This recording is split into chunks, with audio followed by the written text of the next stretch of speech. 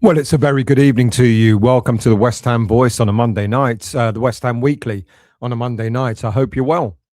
Quite a lot of things to catch up on, and a couple of breaking news stories as well that I'll bring you up to date on. But first of all, what we've got to do is thank or congratulate, sorry, Malik Diouf and Senegal for becoming AFCON champions. I don't know how many of you watched that crazy game. I didn't get to watch it, but I've been told it was quite a manic game, the final between Morocco and Senegal on Sunday evening, where I'm sure you know, Senegal had a perfectly good goal disallowed deep into stoppage time. Then Morocco were awarded a penalty deep into stoppage time. And then Morocco missed that penalty. But before that, the Senegal coach took all the players off in protest for something like 11 minutes. And when they returned, the penalty was fluffed, a Panenka, which went wrong. And then a stunner from Senegal to seal the win. So well done to them. And it will be good to have Malik Diouf back, who's clearly going to be in high spirits. He's now an AFCON winner. And we may see him for the Chelsea game, but I'm not sure because players, when they play international games, they do get given 2, I think sometimes maybe 3 weeks off. Don't think it's that much, but we may see him for the Chelsea game. It more likely be the away game at Burnley is when he'll be back. Congratulations and well done to him. And breaking news tonight is that apparently Nuno has given his blessing for us to chase the signing of Toulouse defender Charlie Cresswell.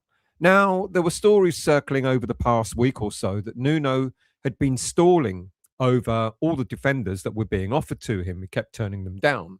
But apparently he's agreed to chase Cresswell, the signing of him, for around about 22 to 23 million euros. But let's see if that actually materializes. I don't know. We've got so many defenders, so many central defenders that we've been linked to. Cresswell has been linked to us, obviously, in the summer and again last season as well. But nothing's come of it. So I'm a little bit dubious. I'm a little bit skeptical whether we're really going to go for him or not. But let's see. Of course, the cup game that I said the other day against Burton Albion away is confirmed for an early kickoff on Saturday, the 14th of February at 12:15 p.m. So looking forward to that. It'll mean an early start for some fans or an overnight stay in Burton upon Trent for others, or Derby for that matter, if you want to stay there instead. We're awaiting how many tickets we're going to be allocated, but there's a general consensus that it may be the full capacity of 1,800 away tickets being awarded to West Ham. So fingers crossed on that. Let's see what happens. I'm watching this. Yeah, I'll mention that in a minute. There's an impasse let's see. There's an impasse on the sell of Lucas Paqueta. It's reported that the player still wants to leave the club and that West Ham are yet to sanction this. Now, last Friday was meant to be D-Day, but that has passed with no update. This means that the story linking us to Gonzalo Plata is also at an impasse, and I've got a little bit more information for you about that in a moment. It transpires that Flamengo apparently have yet to make an official offer to West Ham United, an official bid for Lucas Paqueta.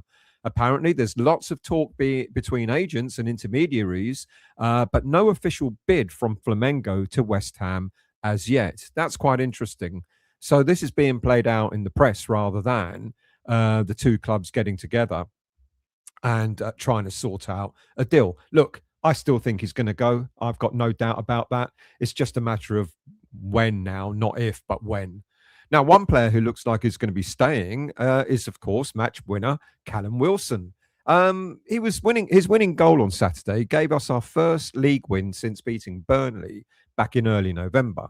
Now, there's a suggestion that the board are adamant that Wilson is to stay for at least the remainder of this season.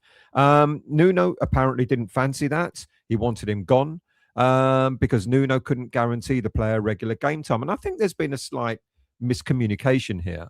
I don't think it was a question of Nuno not wanting Wilson to stay. I think it was just a matter of not being able to promise him the game time that he was probably wanting. Because, let's not forget, Wilson is on almost as pay as you play sort of scenario. He gets a very basic wage, and he'll get an appearance money for maybe being on the bench, appearance money for actually coming on the pitch, appearance money for starting, and of course, money for scoring goals. So to him, playing, even if it is a few minutes, is better than nothing. So I think it's good. I think it's good that we keep Callum Wilson at the club. I think it would be dangerous to let him go. Look, the goal against Spurs was his 5th of the season, and it makes him our 2nd top goal scorer. And who would have thought that? Because I certainly didn't when Wilson's first signed for us. And I was one who went, this is awful. We're backward step. Yet again, we're taking on, a crocked, past it striker. But in fair play to him, he has done extremely well, and he's won a lot of West Ham fans over. So credit to him for having done that. Look, I'm going to come up. I'm going to bring you up to date on quite a few other transfer stories later on in the show. So do look out for those. But first, I want to do a few call outs. Richard, thank you, mate, for saying hello at the game against Spurs on Sunday. I really, really appreciated. Good chat as well. And there's a number of people that I should have said shout outs to over the past few weeks since I've been back, but I've kind of forgotten to do so.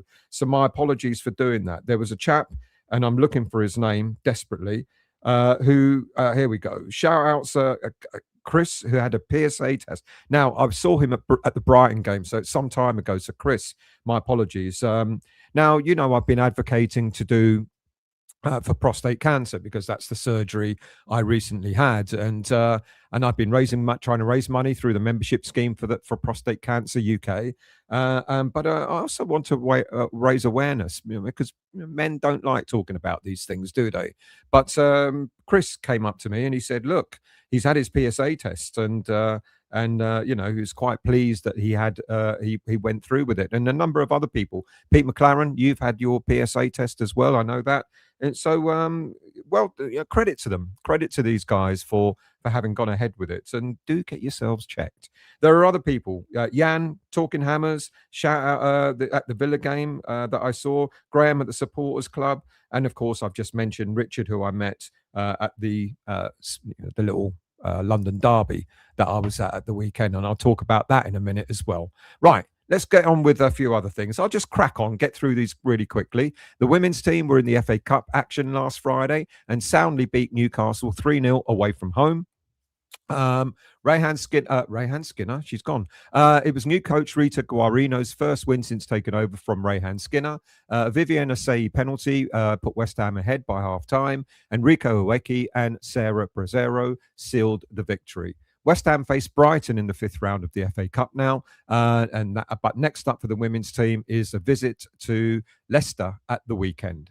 The under-18s have been in action, academy news, and I know I'm going to talk about the under-21s in just a moment, full-time there. It's been confirmed. The under-18s were in action also in the FA Cup, FA Youth Cup last Friday, where they visited Everton. Unfortunately, it didn't work out for the under-18s, despite taking the lead and getting them to, and then getting back to drawing 2-2. The game was decided on penalties, and West Ham missed their first 3 penalties, and Everton got through with a 3-0 win on penalties. So commiserations to them. Bad luck. Penalties are an awful thing.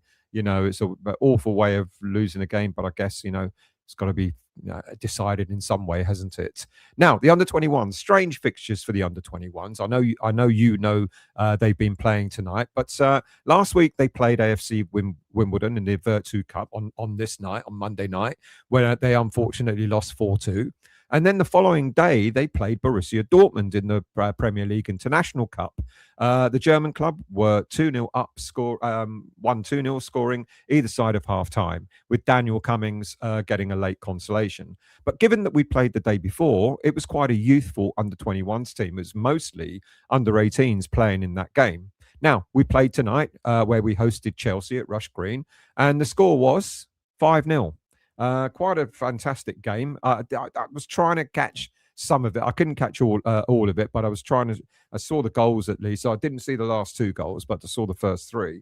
Lewis Orford opened the scoring with a cracking free kick on 15 minutes. Preston Fearon got us to on 26 minutes to 2-0. And then just before half time, on 32 minutes, Joshua Ajala put us 3-0 ahead. Then in the second half started strangely with a sending off for Chelsea. They looked rather innocuous to me, but the referee decided it was sending off, a second yellow card. So they were down to 10 men. And that, of course, gave us the impetus. Preston Fearon got Joshua Jala got his second goal of the night, and then Preston Fearon got his. And then Emeka Adiel scored a goal and then got sent off for a straight red card.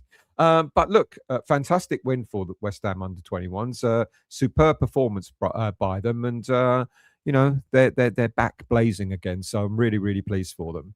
Now, talking off Josh Ajala, the young goal scorer, is there's a fear that he may be leaving West Ham United at the end of the season because his contract's up. And he's one of the few players in the under 21s that has yet to be offered an extended deal. So let's hope that gets sorted out. I quite like Ajala. I think he's a pretty decent young player, and I think it'd be good to keep him rather than allowing him to start talking to other teams where he could sign for them in the summer.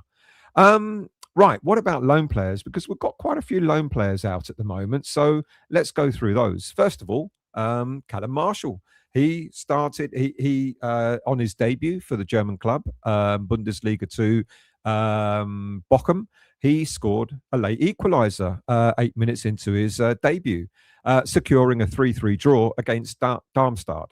And despite breaking a toe, yes, not Callum Marshall, but despite breaking a toe, Mr. Fulkrug got his debut goal for AC Milan. I think of something like 3 minutes after coming on the pitch or something like that. So well done to you, Nicholas, that you managed to get a goal for your new team. I bet he does better there than he will. But we said it. We said he will do better there, didn't we? Because I think it's a slower league. I think it suits him far more than playing in the Premier League.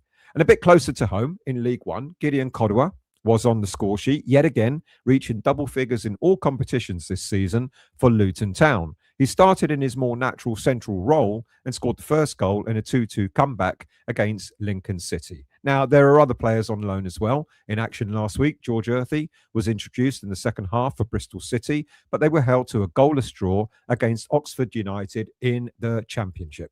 In League One, Caelan Casey made his debut for Leyton Orient in a 3-2 win over Reading. Casey was introduced with 8 minutes to go. He's going to get more game time there than he would have done at Swansea. In the National League, Junior Robinson made his full debut for Boreham Wood, where they extended their winning run to 6 league games with a 3-0 win over Braintree Town. And Mason Terry is in goal for Braintree Town. So commiserations to Terry, and well done to Junior Robinson. Back overseas, Edson Alvarez has returned from injury as a late sub, and they beat Fenerbahce, beat Alanyaspor 3-2 away from home. And back in Italy, Maxwell Cornet, remember him? He's still on loan. He's still a West Ham player. Maxwell Cornet returned to Serie A for the first time in over a month, but he was only on the subs bench for Genoa in a goalless draw against Parma. Right, let's go into the chat before I talk about the game on Saturday and then about transfers, the latest news on transfers. But let's see who we have in the chat and say hello to you. So, as usual, good evening, Chief Foxes. I hope you're well. He looks like he could be another Somerville, but a bit bigger, likes to dribble with a decent pass rate. Yeah. I'm going to give you a bit more about that because I don't think you're going to be too pleased with what I'm going to tell you in a little while. Good evening to you, Stephen. I hope you're well. What an awesome game weekend for West Ham with a late win. What better way to do it, hey? Stephen, Keiber Lamadrid, go to first team, join on loan, or will Nuno put on bench? I tell you what, I'll do you all a little quiz, shall I? I'm going to ask you what you think is going to happen. Let's see if I can get this question thing right. Oh, wrong one. Where am I? No, I'm on YouTube. So give me a second, people, because I'm going to ask you what you think is going to happen with this young lad, because it's going to be quite interesting. So I want you to tell me, is he going to get like that, or is he going to be, or another? So let me turn sound off. Thanks. Sound. There you go. Right. So let's do a quiz for you guys. Start Q. No, not start Q&A. Let's take that off. Start a poll. Actually, first team. Bench. Loan. Under 21s. Lamadrid. What will Nuno do? Right, it's there. I'm asking you the question. I've started a poll. You tell me what you think Nuno is going to do with the La Madrid. Should be an easy one, shouldn't it? Anthony, good evening to you. I hope you're well. Glad to hear Sunderland has told Nuno that Wilson isn't going anywhere.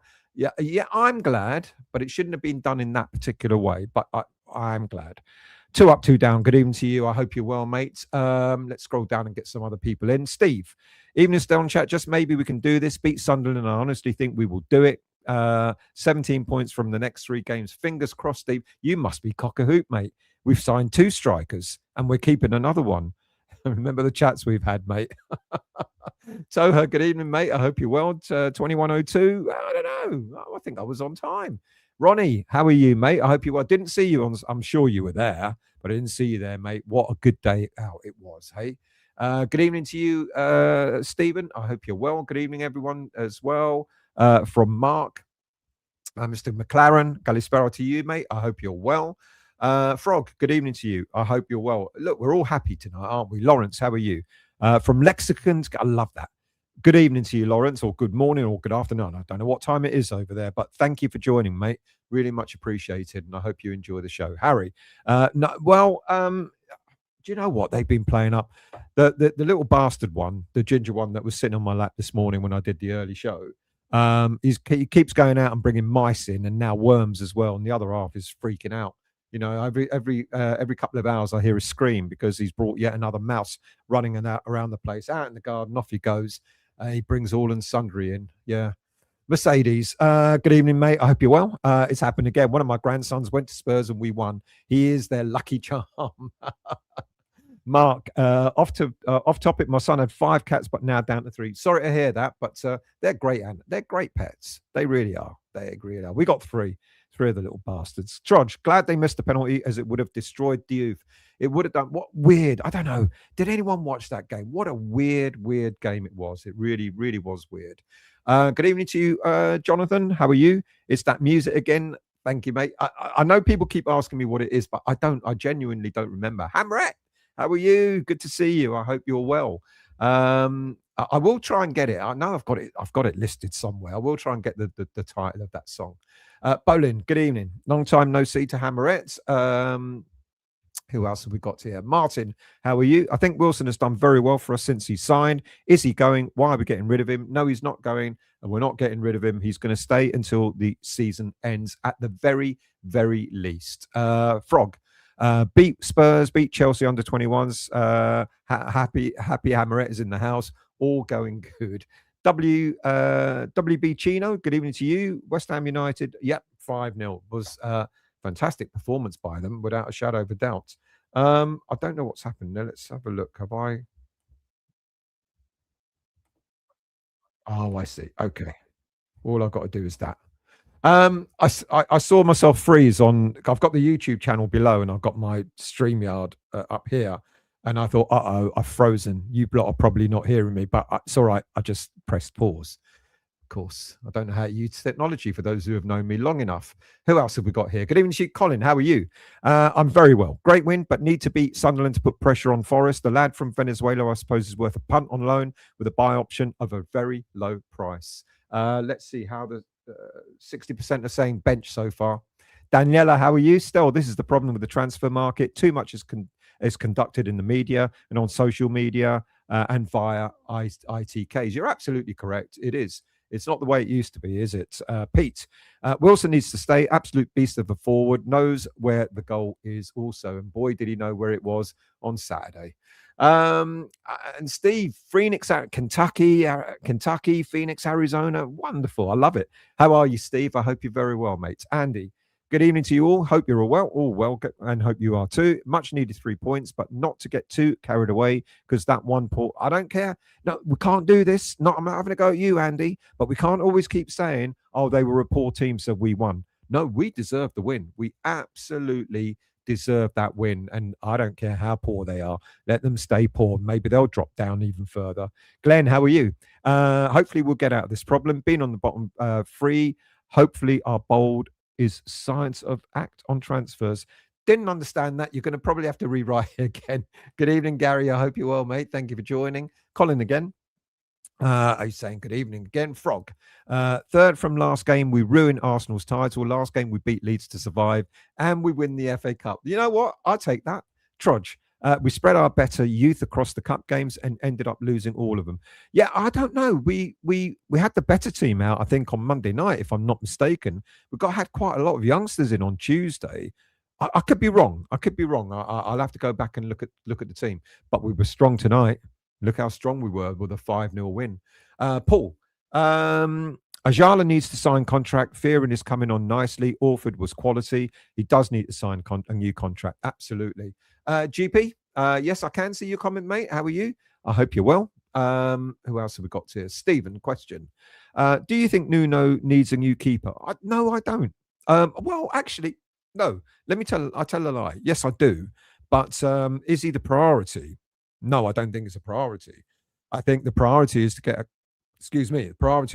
couple of defenders in, without a doubt. Would I be okay with Hermansen staying until the end of the season? Maybe. I'd be worried if Areola got injured, and then Hermansen would have to be our number one keeper. So I'm guessing this is what Nuno is also thinking. So as much as I think there's a priority required to get defenders in, I understand his logic for wanting to get another goalie in, but I wouldn't prioritize that over defenders. I would much rather we were going all out to get a few more defenders in. That's what I think we really need at this moment in time. Still, I'm going to watch the under-21s against Boston United. Apparently, they're only opening one stand for both supporters. Away end closed. It's not going to work, but both supporters. When is that? The Boston United game. Bowling. Not been back since New Year, Colin, but keep you updated. Well, I hope everything's okay, lads, and you're going to be back soon.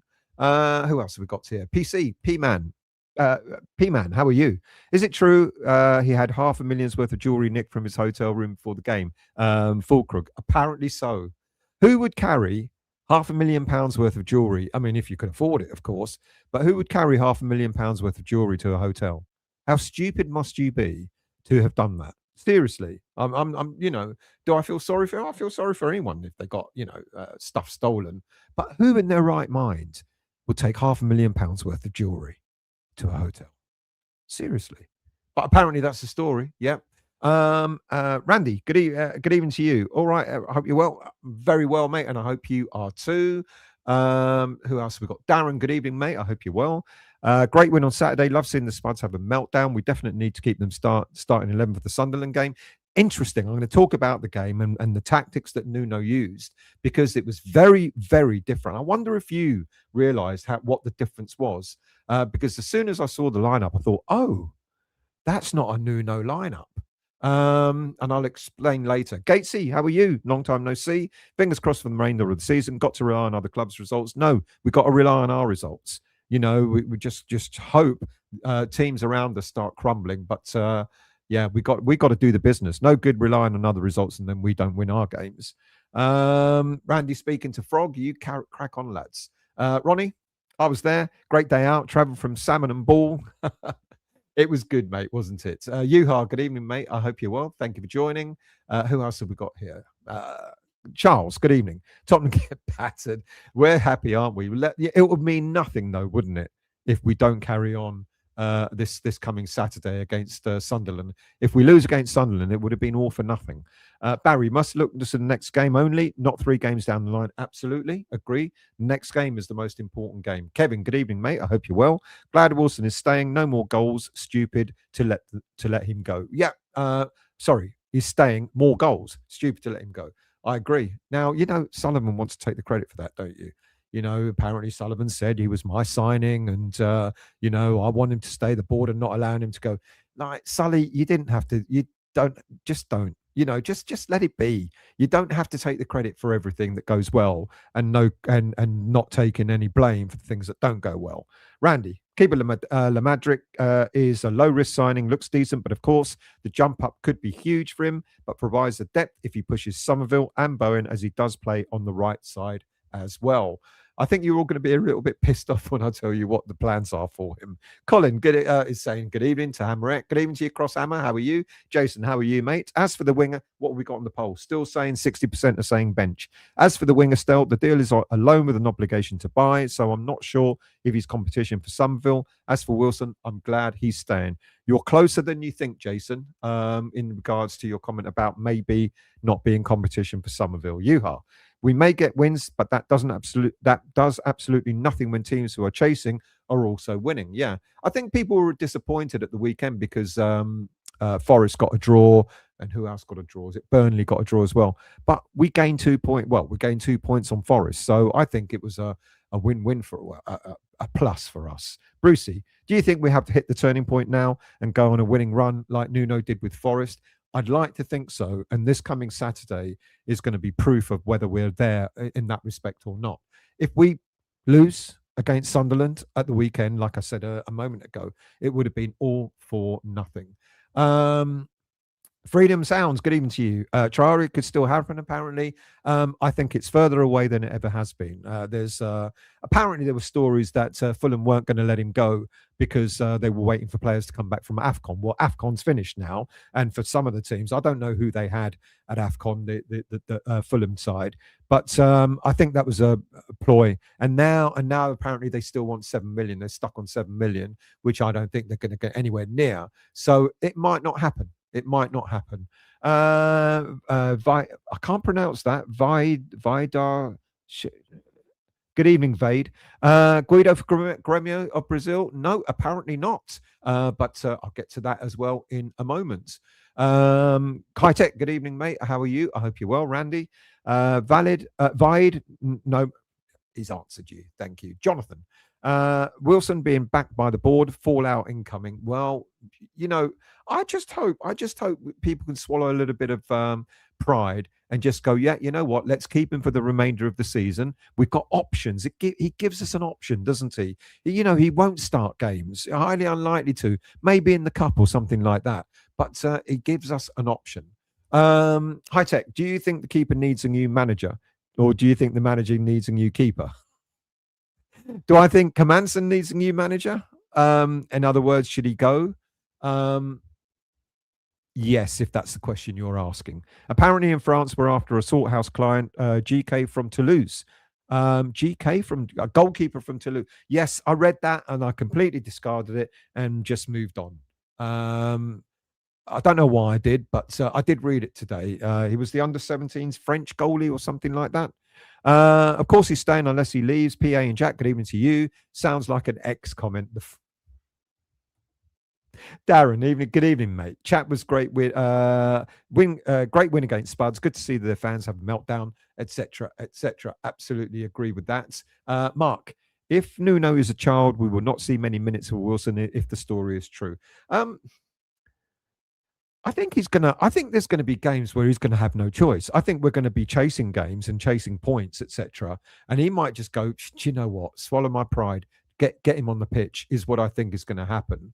And I think Wilson has earned his crust. I think, and every penny he earns at West Ham United is properly earned because he really is on a low wage and pay as you play sort of scenario. I've got to be honest. When he first signed for us and the story broke out that he was on a low wage, I poo-pooed it. I said, no way will Callum Wilson come to any club, on a low wage. But apparently it is true. Claret and Blue forever. Good evening to you. Had a butchers at this Lamadrid Moosh earlier. Looks a decent player. I play him behind Wilson and Bowen up front. He's German style, thick as a German sausage. Not all Germans are great. We always find the duff ones, like the big F1. Do you think Palace could be drawn into the relegation dogfight? Because I think they're declining, Colin, side. And if not this season, I think there could be next season. It's possibility. There's talk about one or two. There's always a team. There's always a team that starts free falling. You know, we thought it might have been Bournemouth. It could be Crystal Palace. You know, I think Leeds are beginning to show that they're not going to go anywhere near. You know, they'll keep climbing. I think Forest will be drawn into it, and it could be another one or two teams above them that could be drawn into it as well. Anthony, Boston game Tuesday 20. Got you. It's a League Cup game. I didn't realise. Thank you for that, mates. Who else have we got here? Let's scroll down. Let's try and get a few other comments in. Dark Star, good evening to you. We win 3-1 against Sunderland. Get them back for the first game of the season. Wouldn't that be nice? That was awful. First game of the season. That was pretty awful. Lamadrid is a Sully. He sure is a Sully special. He definitely is, without a shadow of a doubt. Who else have we got? Let's scroll down. Martin again. Spurs are definitely in relegation trouble and have a tough run of games coming up. Keep winning and drag them into it. Well, why not? Wouldn't that be hilarious? I mean, come on, it would. Sorry, but Lamfella, PA and Jack, never heard of him. YouTube is supposed to be best highlights, and he didn't look all that. Ronnie, La Madrid will get 10 minutes when wingers are knackered, I reckon. I'm dying to let you know. I'm bench goes up to 64%. Let me see what the results for the other ones. Let's have a look. You said bench. So far, first team 14%, bench 64%, loan 8%, under 21s 15%. I'm going to let it run for a little longer. So those of you who can see the poll, basically I've asked La Madrid, what will Nuno do? And I've misspelt what and misspelt do, but I'm sure you understand what I mean. So first team, bench, loan, or under 21s. Keep voting, people, because I laugh, but I only found this out tonight. So when I tell you, it's no big deal. It's no big deal. Kevin, evening still. I'm very well. Bringing in the attacking coach seems positive. I'm going to talk about him as well, because that quite a revelation, I think. Quite a revelation. Let's scroll down. Who else have we got? Randy. One of the things I was wondering was how Nuno and Paco Gemes, there you go, work together in terms of both can blend the two styles together, with Paco in attacking sense and Nuno working on defense. I think they've already begun to work very well together, to be quite honest with you. Aaron, good evening, mate. And I'll explain why in a moment. Bet he still earns a ton more than me. Yes, mate. He probably earns a ton more than all of us, without a doubt. He's probably on about 20 grand a week and wondering where his next tin of baked beans is going to come from. Daniela, can we ease up on the anti-club and broad crap for a while and just get behind the team? The last 16 games to go, and remember Sheffield United throw a 10-point lead on 10 games to get relegated. Yeah, I think, unfortunately, Daniela, there's still going to be the board, you know, this coming Saturday's Sunderland game. There's the protest is apparently going to be about walking in 15 minutes later. You guys do what you guys want to do. You know, everyone's got a right to do what they want to do. You can either come in on 15 minutes, come in at the start, or whatever. I'm not going to advocate one or the other, but the protests will continue this coming weekend. Let's scroll down. Who else have we got? Colin. Stel, and another player I'm hearing about is Ilan Kebel. I'm going to talk about him. I hear he's a bit of a sensation. That means he could be another Payet, but is the rumor true? You're going to have to wait until I talk about transfers, which is coming up any minute now. Good evening to you. Good. Thank you, mate. Much appreciated. I hope you're well. Trodge. It's not about La Madrid. It's a fact our manager thinks he's playing football manager. Does he? I don't know. Not very well so far, but maybe he'll get better as things progress. Darren, good evening, mate. I hope you're well. Should be a good game Saturday, as Sunderland aren't great away and we aren't great at home. Still fancy us with our momentum to take 3 points. Let's hope that momentum does continue, mate. I really do hope so. Still, I think Leeds and Forest will have a bad run. We need both to suffer a 5-0 defeat, but we need a bit of luck. Our two new strikers to bind a bit more with new teammates and wins makes that better. Absolutely. Look, I'm impressed by the two players that we bought. Look, Pablo, I think he runs his socks off. He's not going to be a great goal scorer, but he's a good team player. And I think Tati will get more chances, and he likes the odd overhead kick and all that. So he's confident. Do a second poll after you tell us still. Okay, I will. What do you think of the outcome? Yeah, Lee, good evening, mate. On a Monday, thank you very much. I hope you're well, mate. Thank you for joining. Randy, I'm not saying that probably is not the case, but I do remember West Ham saying that we included that player in the deal. Apparently was denied by the club, unless I'm wrong. What did XX say? Are we talking about the apparently Plata has a farewell party. Going to talk about that in a well. I mentioned it earlier. I'm going to mention it again later on when I do the transfers. Right, I'm down to the bottom. So why don't we do a quick match review and then we'll get on to transfer stories.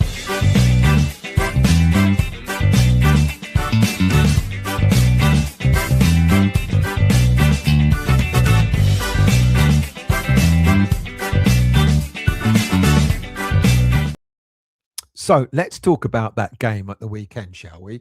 Because I'm still buzzing. I can't lie. I'm absolutely still buzzing from what happened at the weekend. How many of us went to that game thinking, going through the motions, we might get a draw, we might get something lucky. But did any of us see that performance? Because what can I say about the Spurs game that I haven't already said? Bold team selection, first of all. And let me explain why. I alluded to it a moment ago. Bold team collection because there was no natural holding midfielder selected.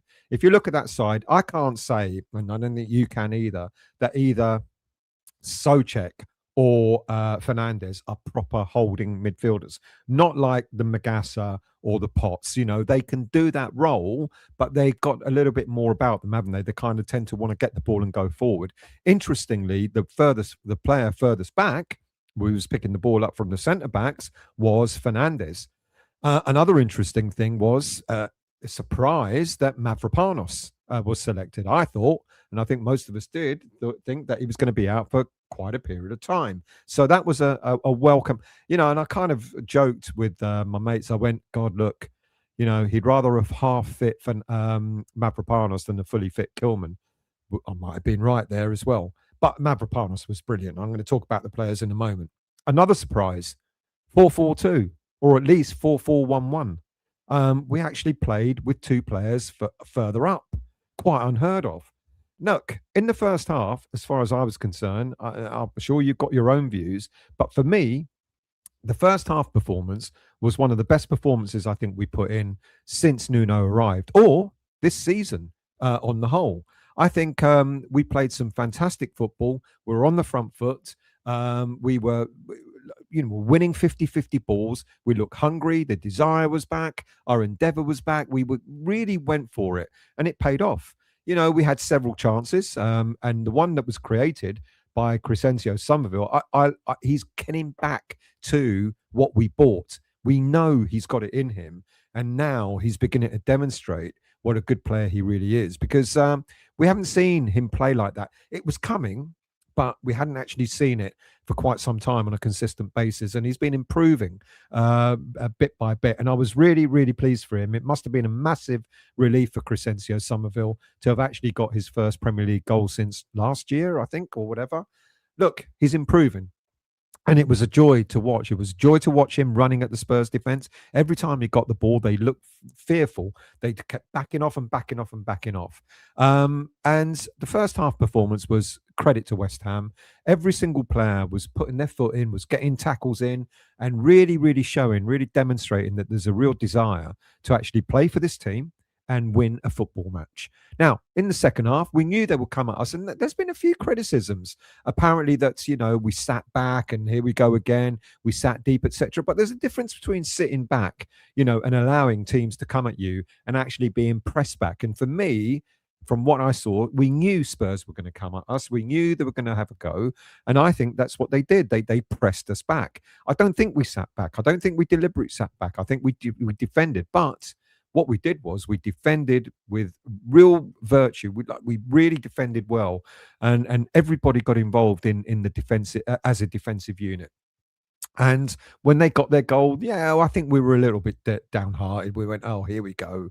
They were on the up. They had most of the ball, and I think I kept looking at my feet more than I kept looking at the game, but just in fear of they got one. when's the next? I just felt like, when's the next one coming? Not that I thought they deserved it, but I thought that it was just going to be one of those games again. And but we were resilient. We were resilient. We really defended well. So the first half performance for me was a really good, solid performance from West Ham, and the second half was more gutsy. It was a little bit backs to the wall, but we were resilient, and we did really, really well.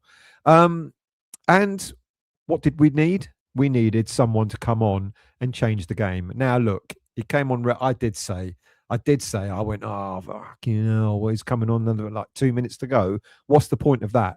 And then he had a shot on target when it landed to him. He chested it down, and the keeper made a good save. And then the scramble. This is one of the best pictures I've seen. Photos. Look at that side. You look at the players to my left, to your left-hand side, celebrating. There's Bowen there, Todibo, etc., Ollie Skulls, and then the other players just behind Callum Wood. That is a fantastic shot. That really is. It just shows what this win meant for West Ham United, what it meant on the day, and the players, all of them celebrating, and it was just. What a feeling. Superb. I know they're going to go, oh, yeah, you won your cup game against us and all that sort of stuff. But it was a relief. But it wasn't a relief in the sense of, oh, we played badly and we snatched a winner. For me, it was a relief because I think we deserved something from this game. I would have walked away with a 1-1 draw and gone, all right, it's a draw. But to walk away at the last minute, look at that smile. To walk away at the last minute, I couldn't help myself. I just kept smiling, and I'm sure every West Ham fan did. To walk away with a win right at the last minute couldn't have happened at a better place, could it? At their ground. Couldn't have happened at a better place. And look, we've got to pay some respect to just about every player on the pitch. Alphonse Areola, who gets a huge amount of stick from the West Ham fan base.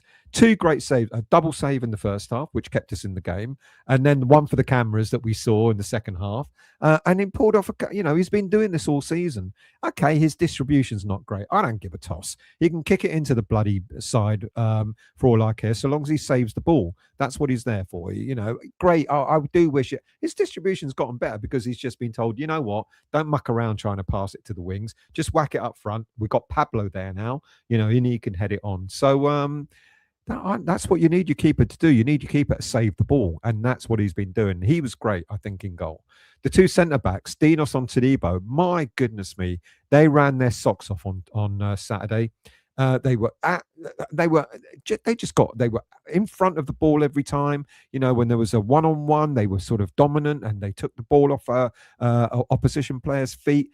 Easy. They were stable. They had energy. They had pace, and they were courageous. And Todibo, for me, is looking every penny that we worth that we paid for him. I can see now why bigger teams are interested in him. He's come good, and I'm really, really pleased that Dinos played. I didn't think we were going to see him for a few weeks. I think he's come good as well. Thomas Souček, another player, much maligned, he's not got the skill of a Brazilian footballer. Who gives a toss whether he's got the skill of a Brazilian footballer? He plays with his heart. And when he started, I was a little bit like, oh, Souček's in. And I was wondering, Souček and Fernandes in the middle, is that going to work? And it worked. It absolutely worked. They complemented each other. And Souček, all he kept thinking about was, I can't remember, with Souček in the past, he'd get the ball and he would always go, oh, well, I better play it safe and go back. But in the game on Saturday, got it, and he looked up and started moving it forward all the time. And it demonstrates what good a player he is, because manager after manager after manager at West Ham United has played him, from Moyes to Lopetegui to Potter to the current manager Nuno. Souček is that sort of player where you go, yeah, he needs to be dropped. Yeah, there are better players around, and then you kind of put him in and go, this is what he can offer, and he was fantastic. Fernandes played that slightly deeper role, but he got the ball and he moved it forward, always looking forward, always carrying the ball, looking forward, looking for a forward pass. And he was superb. Fernandes is, do you know what? I moaned that I didn't think he was worth the 40 million we paid for him. How wrong am I? Because Fernandes was absolutely superb in the middle of the park. Him and Souček, controlled that game in the middle of the park for most of the first half. It was absolutely superb to see. And then, of course, the wingers, Bowen and Somerville, for their endeavour, for their creativity, for their drive. But Somerville had a great game. I would say probably the man of the match. And Bowen had a much better game. He seemed to have got his mojo back. And then the two fullbacks, Wan-Bissaka and Young Skulls, were also superb. And then you've got to talk about the two new players who are new to the Premier League. And I was worried about Pablo, £20 million after we know how much Gil Vicente spent on him in the summer, 250 grand, and we bought him for 20 million. So it did worry me, but he put in a shift, and he put in a really good shift. And he may not be, he's a little bit of a Souček in terms of he's not necessarily going to be the most stylish player, but I bet you he's going to give us all he can because, and you saw it, he was getting the ball, he was coming into that pocket, that number 10 pocket, the pocket that Brazilian is meant to do an awful lot of wonders in, but doesn't always. But what Pablo did, he picks the ball up, he's in that pivot, in that role, just behind the front man, and he kind of connects the midfield with the attack. And he did well. He played a part in Somerville's goal, the way it was sprayed about, and he was there, going for the ball. Every header he was trying to get to try and head it on, to nod it on to either the striker or wingers or whatever. Well done to him. He's not going to be the most stylish player in the world for West Ham United, but he's going to be a grafter. And right now, we need grafters. And then Tati Castellanos. Look, he had chances. He's confident. He tried to go for goal. Every time he gets the ball, the first thing he's thinking of is, can I get a shot in? And all credit to him as well. So I can't tell you a player that had a bad game at Saturday. If I'm going to be really, really, really critical, I'm going to say Wan-Bissaka for allowing their player to get ahead of him for their equaliser. But that said, I don't think there was a player that had a bad game. Now, is it because we've just signed? Someone mentioned it in the chat a moment ago. Is it because we've got James in? Look, someone asked me, Paco James, how's that going to mix with Nuno's defensive strategy? Now, James in his playing days was a defender. He played the game as a defender. So the last thing you'd be expecting is a defender turning into an attack-minded coach. But that's what he is. He's an attack-minded coach. Now, he was right on Nuno's ear throughout the whole game, talking to him, telling him sort of animated, etc. He was the only one, but it seemed to work because whatever James was saying to Nuno was listening because things were happening. Now, I just do wonder, I don't know, I do wonder whether James turned around to him and went, don't play a holding midfielder. Let's see how it goes. Let's start without a holding midfielder and see how it goes, because we were on the front foot. We were on the front foot for most of the game. And I do wonder, is it too early to give James that kind of credit? But if he is that kind of coach, then long may it rain. Look, this may be the start of our recovery at West Ham United in this Premier League. Could it be the Great Escape? I don't know. If we carry on playing, especially in the first half, if we carry on putting in performances like that, then I dare say we might just be okay. We might just. Right. It's be interesting. I'm going to go into your comments in a moment and see what you thought of the game. But let's end that poll, shall we? Let's put you out of your misery. Let's end the poll. And I'm going to tell you, because I'm going to talk about transfers now. So this seems an appropriate time to give you an update. So with regards to this young player, Lamadrid, we have got him on the cheap. We've got him on a loan to buy. He's got a year left on his current contract, etc. And what's going to happen is, but let me give you the results. What you think is, what will Nuno do with Lamadrid? 64% of you said bench, 15% said first team, 13% said under 21s, and 8% said loan. Those of you who voted for under 21s are absolutely correct. The news is from the senior source this evening is that Lamadrid has been brought in and he is going to be in the under 21s for the next 12 months. But never say never was the answer. So I don't know, mate. It's not such a big deal, but he's not been brought. It's amazing that we're saying we've got our third signing of this transfer window, but it's not really. It is and it isn't, because he's not going to be playing in the senior team. So let's see what you guys think of that. So let's go into your comments and draw some more out. Jason, I can see Palace and done that one. Thank you very much. Malkstar, good evening to you. I hope you're well. How can two halves be so different? Is it just tactics?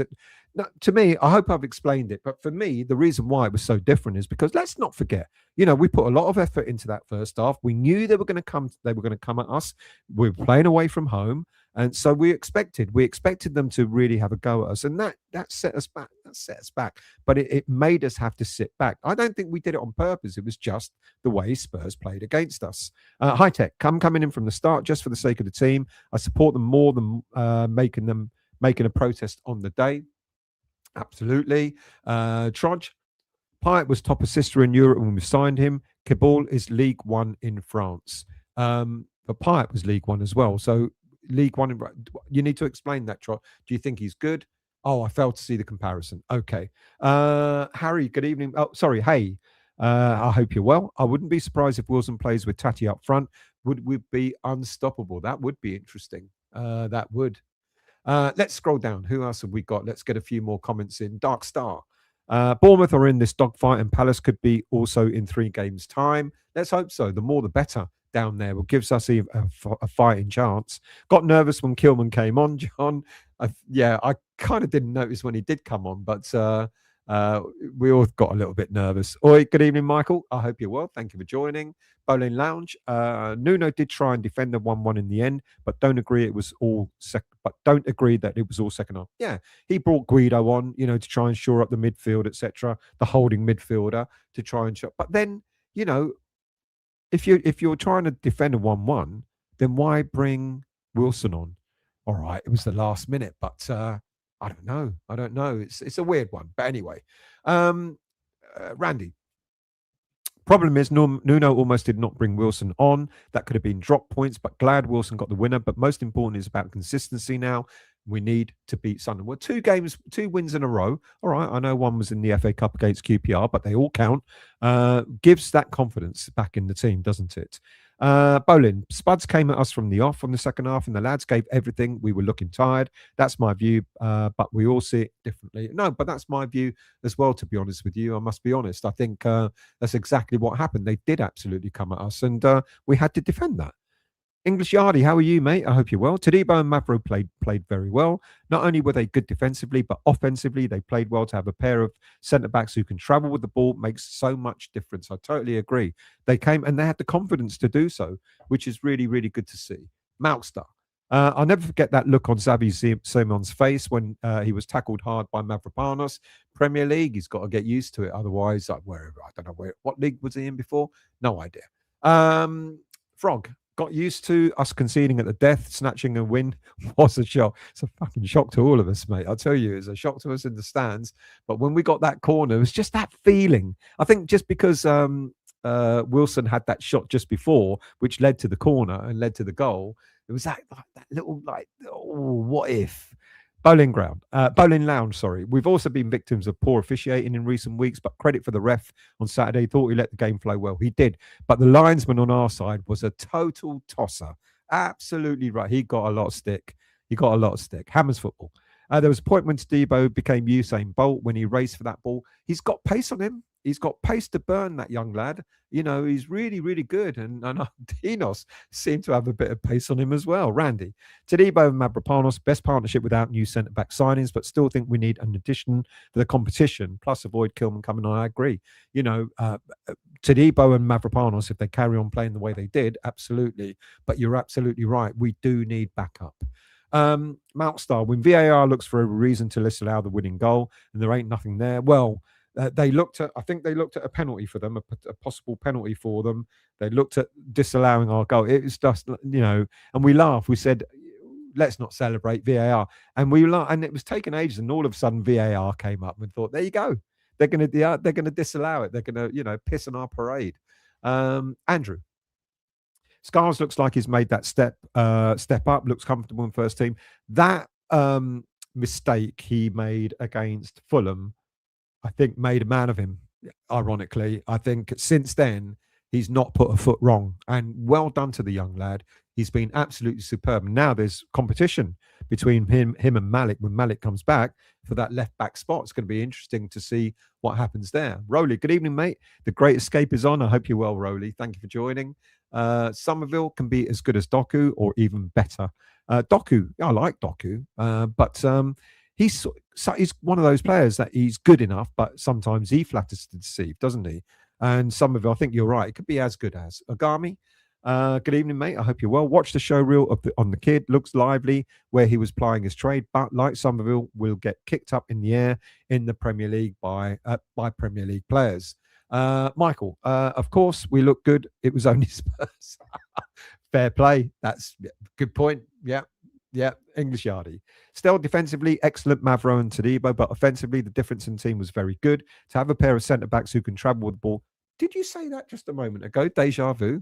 Who else have we got? Ronnie to Randy. And not for the first time. I don't know what Randy said. He got beaten by Romero.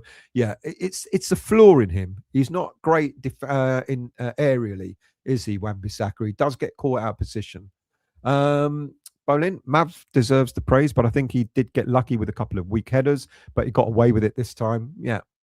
But on the whole, he had a good game. The cat, Paco Gemes, is highly rated by Pep and Enrique. I tell you what, if he's the difference to West Ham United for the remainder of the season, fair play.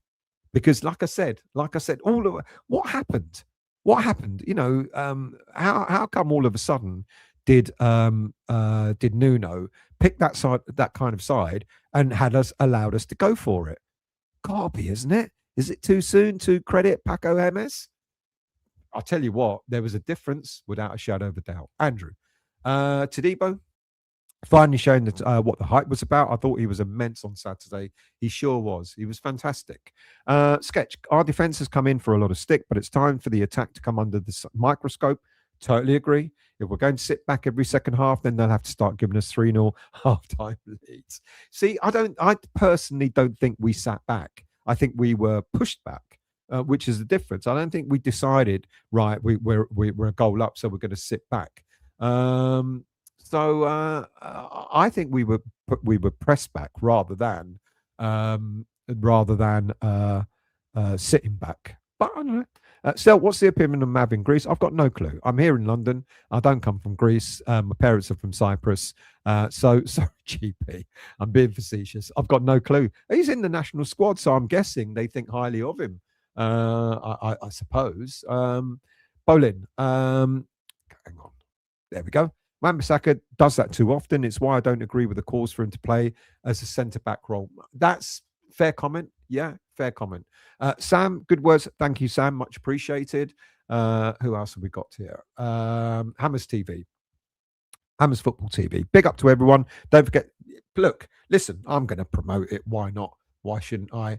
If you're new to this channel, first time you're watching the West Ham Voice, or if you watched the channel before and yet to become a subscriber, why don't you do so? Subscription is free of charge. Click on that QR code, and that takes you straight to the subscription page. You can subscribe to the channel. If you enjoy the video, please do hit the like button, as Hammers Football says. And there's also a hype button below the video. If you click on the hype button, it allows other people to watch this video as well. So you're kind of promoting it on my behalf. Now, if you're feeling really, really generous, when you become a subscriber, where's it gone? There's it gone. If you become a subscriber, you can also become a member. $1.99 a month, you get extra content, and all the money that's raised through the membership scheme goes to Prostate Cancer UK. And so far, we've raised, me and the members, we have raised, let's scroll up and find it, 580 quid so far. So what happens is every pound you give, I give a pound. So I match every pound that you give.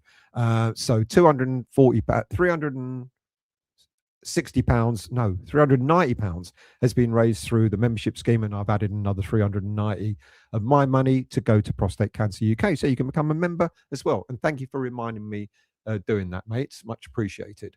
Frog, good news, Sunderland have trouble scoring away. Bad news, we have trouble scoring at home.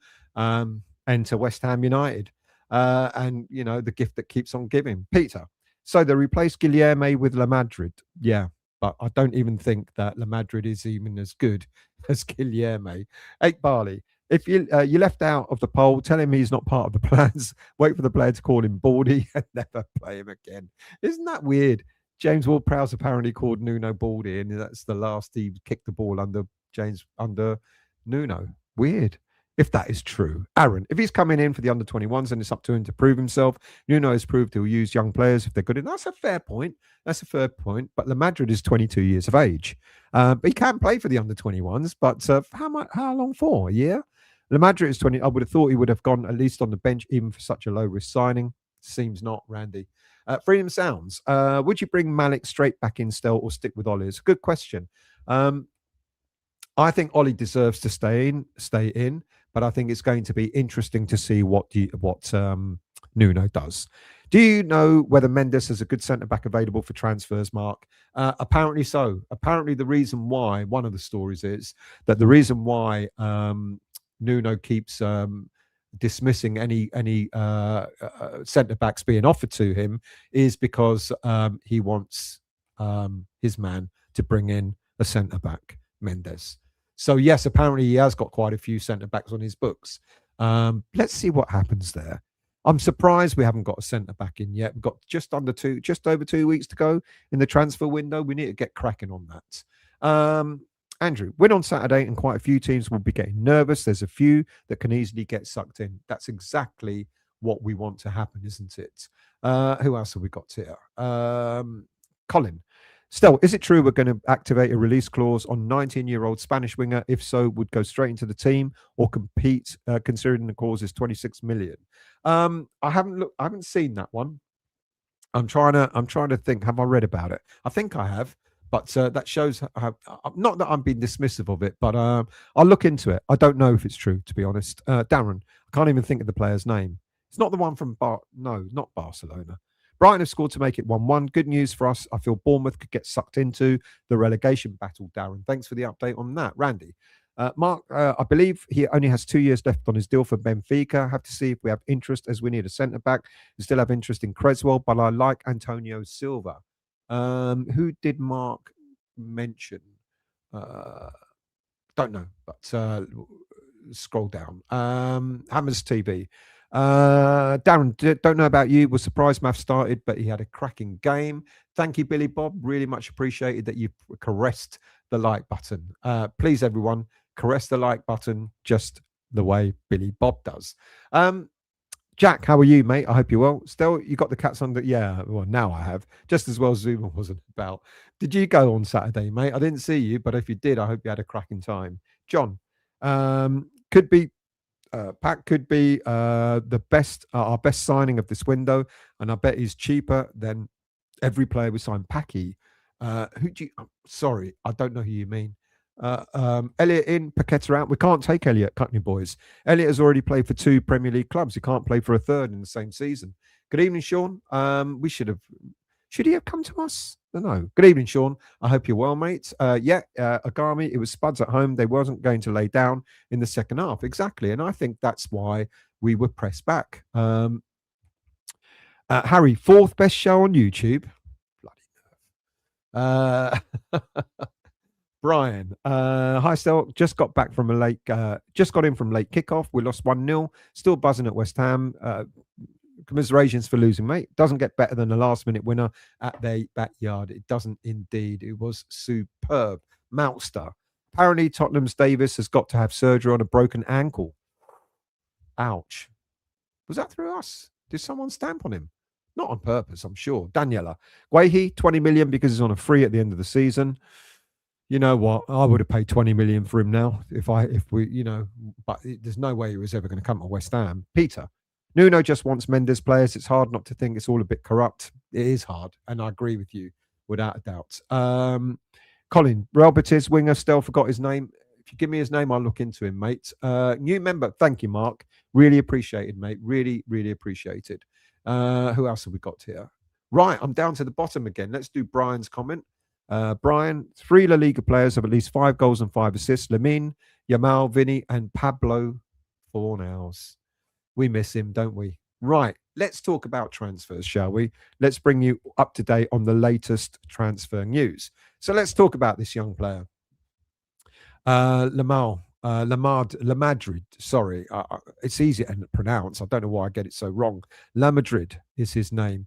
So, as I've said already, I did a poll on it, and I've told you that Lamadrid has been brought in not to play for the first team. Apparently, it's going to be interesting now. I'm going to have egg on my face if all of a sudden he is picked for the first team. But my understanding is that Lamadrid has been brought in very, very cheap. He's a Sully special. He's a gift from Sully to the manager. Maybe a gift that the manager doesn't necessarily want or need. We've made our third signing of the summer transfer window and could be one more for the future rather than for the present.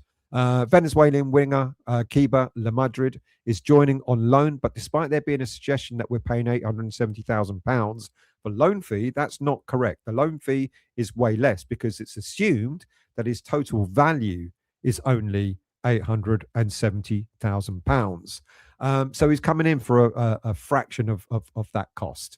He had a year left on his contract at the Venezuelan club, Deportivo La Guaira, and he is currently in France completing a medical and waiting for a work visa. He's unusual in the sense that he's actually a left-footed player. He plays out on the wing, but he doesn't play out on the wing where he cuts in. He can do that, but his more natural position and his more favoured position is a left winger with a left foot playing on the left wing. So primarily, if he was to play in the senior team or be picked on the bench, he'd be on competition with Crysencio Somerville, who at last has found some form. And having an alternative to Somerville isn't such a bad thing. Lamadrid is quick. He's got pace in his game, which would suit a team who are looking to play on the counter-attack, and especially with the likes of Castellanos and Wilson, who now look likely to, who's going to stay at the club. Lamadrid is the sort of player that will put the crosses in, will put the ball into the box, for those sorts of players to get to on the end of. 22 years of age, made one appearance for the Venezuelan national team and is short in his short career, and has made 103 appearances for Deportivo, scoring 14 goals with 7 assists. Other than that, I can't profess to know much more about him. However, like I said earlier on, it's confirmed tonight by a senior source that the player will not be joining the senior team straight away. Instead, he'll train and play with the under-21s first for maybe a year, but it may be sooner if he proves himself. Look, he should sound like a Max Hahn signing, but alas, he isn't. As I've said, it's a David Sullivan signing. It's a David Sullivan gift to Nuno. Look, young, unknown, probably a player who, if he hits the ground running, could turn into a multi-million-pound steal in the future. And that's the way, in a way, that we should be doing our business. We should be unearthing these players and hoping that they become the next 20, 30, 40 million pound player. We shouldn't be buying a player like Guilherme already at 20 odd million pounds and hoping he's going to get so good that we're going to sell him for 50, 60 million. Look, signing of Lamadrid is low cost, basically a Sully special. And if it goes wrong, it goes wrong. We're not going to lose a lot of money for it. But to suggest that he's the third signing of this window, technically correct. But in terms of what's the first team need, if he's going straight into the under-21s, then no, he's being bought for the under-21s more than anything else. Look, apparently, someone just mentioned earlier, we've got an interest in Paris FC midfielder Ilham Kabel, who's meant to be the Paketa replacement. But I'm not so sure. Look, there's still a stalemate over the whole Paketa issue. Don't know how much truth there is in this particular player's interest, Cabal. He's 27 years of age. He's an Algerian international, plays for Paris FC, the club that we actually acquired Mahamadou Kante from. He's played all his career in France and was part of the team that got Paris FC promoted back to the top league last season. But he's a right winger. And we seem to be linked to an abundance of wingers at the moment. We seem to be eternally linked to a whole load of wingers, and I'm not so sure. Look, this season, in his all appearances for the club, 176. Start again. This season, he's scored 7 goals with 5 assists. I don't know. Okay. 17 appearances with those figures. He's effective, but I just can't see how he would be Paqueta's replacement. Valued at around 20 million euros. Another player that's been mentioned in the past and we've been linked to again today is midfielder Hayden Hackney from Middlesbrough. Apparently, we're ready to make a £30 million bid for the player, but that won't happen if we do not sell Lucas Paqueta. So I don't know, people. Hayden Hackney is a player that we've been linked to since the Moyes days, but we still haven't made a move for him. Will it happen? I don't know, is the honest answer. I'm not 100% sure that we're going in for him. Decent player, but I'm not so sure. And as for the whole Paketa thing, I said at the beginning of the show, there's a stalemate here at the moment with regards to Paketa. Apparently, Flamengo have yet to make an official bid for the player. Now, you can't sell a player if the club that wants to buy him haven't actually made a bid for him. And all these figures that are being bandied around, 30 million plus 5 million add-ons and all this sort of stuff, player swap with Gonzalo Plata, etc., mean nothing if an official bid is not put in. So then what's going on? Why are we seeing all these figures banded around? Well, quite simply, this has been played out in the press. So agents will speak to intermediaries will speak to the agents, etc. They'll talk about what they want to do with the player and so on and so forth. All very well. But if that doesn't materialize into an actual official bid, then it goes no further. And that's where we seem to be at. There's been no official bid as yet by Flamengo for Lucas Paqueta. And apparently, as someone mentioned earlier, Gonzalo Plata, the player that we're meant to be swapping for him and plus money for Paketa to go the other way, apparently had a farewell party, I think last night or the night before, over the weekend or whatever. He had a farewell party with his Flamengo teammates and hinted that he's en route to London and apparently en route to West Ham. Let's see if that materialises. I bet there's more to this than meets the eye. As far as other players are concerned, apparently there's been no official bid either from Gremio on Guido Rodriguez. Now, Rodriguez keeps being used, so I do question whether he's going anywhere at all. And apparently Gremio, just like Flamengo, have not made an official bid for the player. Apparently he was getting on a plane today. He was on his way for a medical over in Brazil. Well, that doesn't seem to be materialising either. James Ward-Prowse looks as if there's interest from either Everton, no surprise there, because of David Moyes, or Burnley are looking into the potential of signing James Ward-Prowse for the remainder of the season. So that's going to be interesting as well.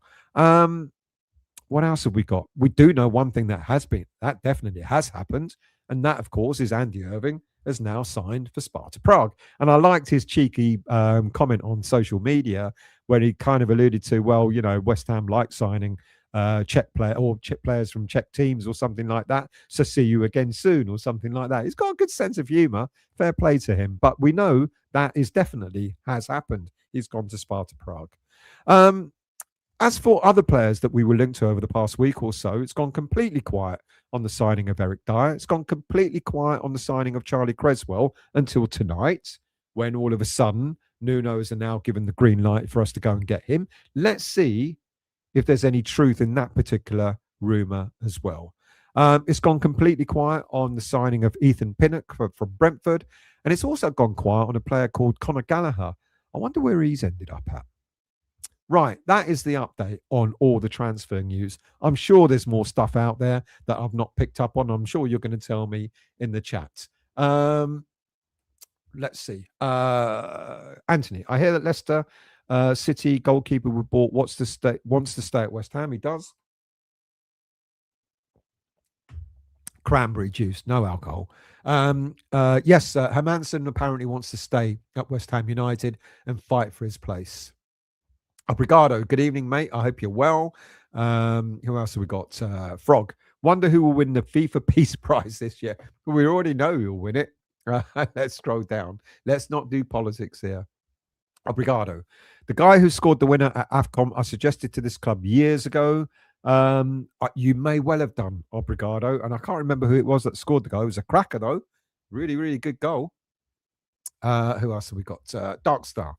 8 London teams in the Premier League next season, possibly if Millwall get promoted, almost half of that's good. Cheaper away days, because it costs a bloody fortune to go away to matches, especially up north, etc., with all the train tickets and so on. Darren, can see the Paketa saga dragging on to the end of the window. Well, what could happen the worst case scenario for West Ham United is this. Flamengo don't put in an official bid. It drags on. Our transfer window closes. Lucas Paqueta still has a bad back going into February. In other words, refuses to play, but won't refuse to play, but he would play if he didn't have a bad back. And then Flamengo go, look, our transfer window's open to the end of March. Why don't you give him to us now? And we'll give you 30 million euros to take him off your hands rather than having him sulking, pretending he's got a bad back. You see how this is going to play out? You see how this is going to play out? You know, why not just have transfer windows that open and close at the same time around the globe? Now, the fact that Brazil, I know their season starts in, I don't know, what is it? Their season starts in March or April or something like that. So I know their season starts differently. But the night case scenario is this. It drags out. Lucas Paqueta continues to have a bad back. He doesn't get to play for us. The transfer window here closes. Lucas Paqueta is still a West Ham player.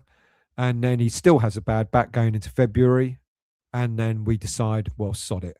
He's not going to play for us. We might as well get something for him rather than nothing. We end up selling him in February, maybe March, for less money than we want. And then we've got that money sitting there. We can't even get a replacement because our transfer window's shut. That could be the scenario that's panning out. Flamengo might be saying, Lucas, you just wait, you hold on, we'll get you out of there, but we'll get you out of there in our time. What will happen then? Well, what I think should happen then is if those games are being played, and we don't know, I'm speculating, we don't know, but if those games are being played and Lucas Paqueta still has this dramatically bad back into February, then put him in the reserve, put him in the under-21s, let him play there, let him train and play there, and then wait until the summer, and then we'll get rid of him there.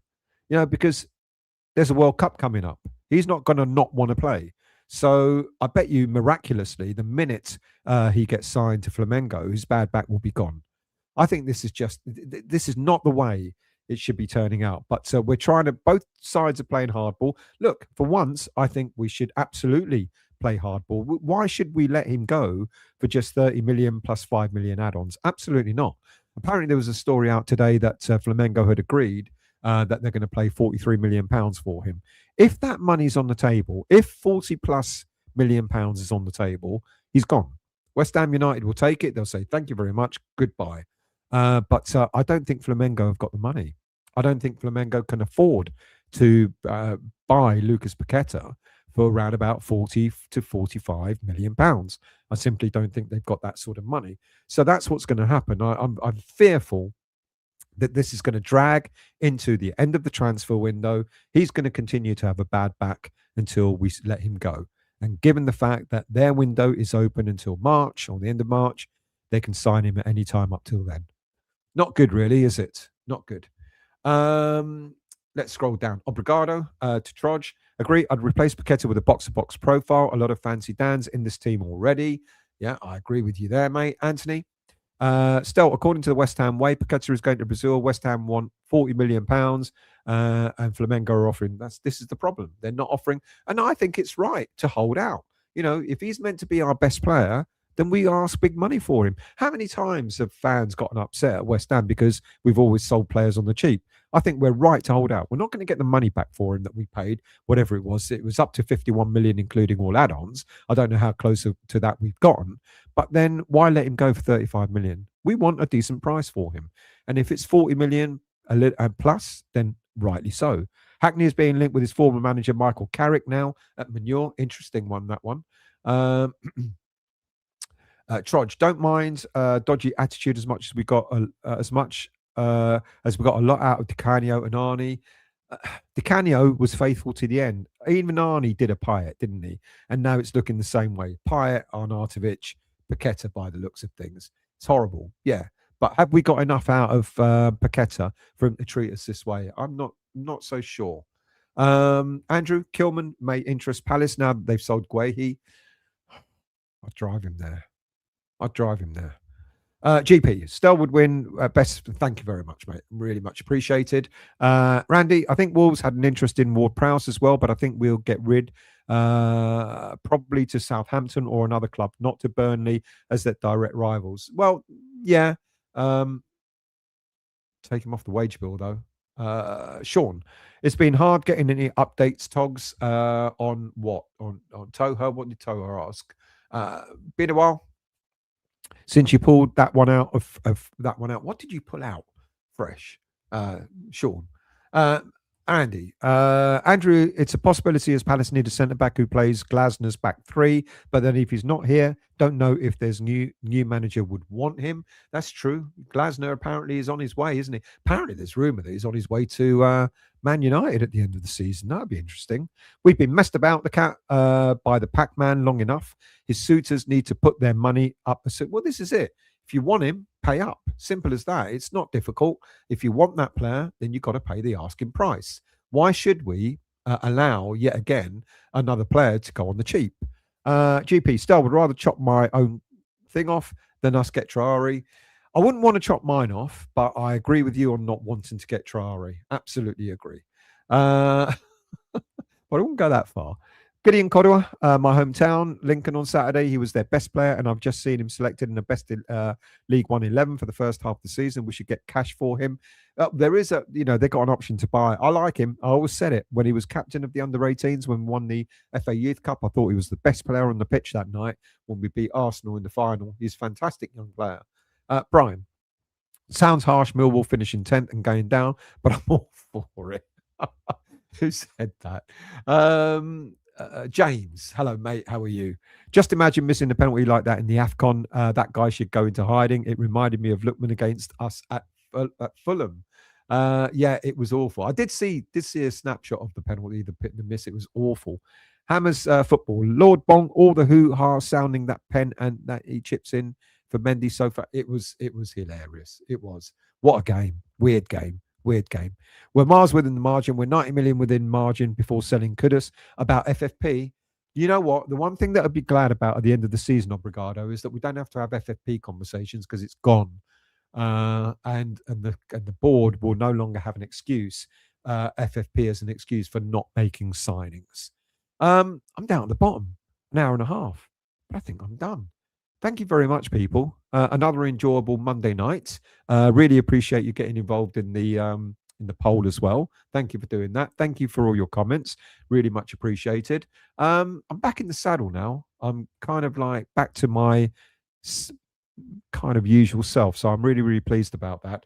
And doing these Monday nights are, sort of breath of fresh air. So thank you for joining me. Really, really appreciate it. And I'll be back again during the week. I'm sure there's going to be plenty of things to talk about. So I'll do some update videos. If I can get any guests in for Friday, I may do a Friday live. So do look out for that. But otherwise, have a wonderful week. Do look after yourselves. And I will see you all again very soon.